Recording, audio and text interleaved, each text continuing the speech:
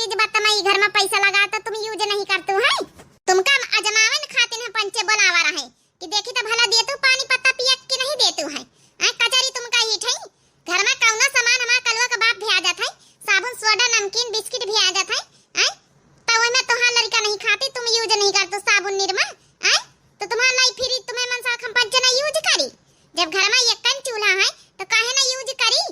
देखो छोटका ज्यादा हमसे टिकी टिकी ना करो, हम अपनी पर्सनल मंगावा। तुमका अगर ज्यादा शौक है ठंडा पानी पिए तो मंगा लियो, ठीक है।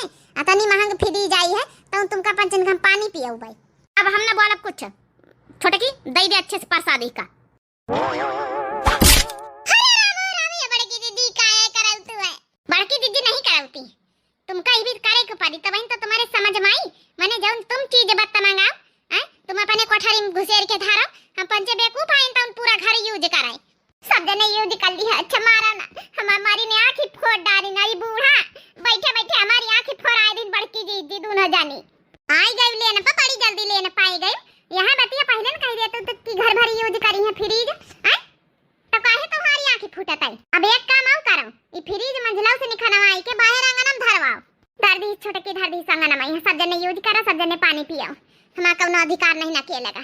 छोड़ दे अच्छा हमका भागा वैसे छोड़ दे। अभी का समझ में आएगा, छोड़ दे का समझ में आएगा कि घर भर एक कहती है। मनमानी करे चली रहे, मनमानी प्रसाद पाई गई। छोड़ दे रहे दे अच्छा।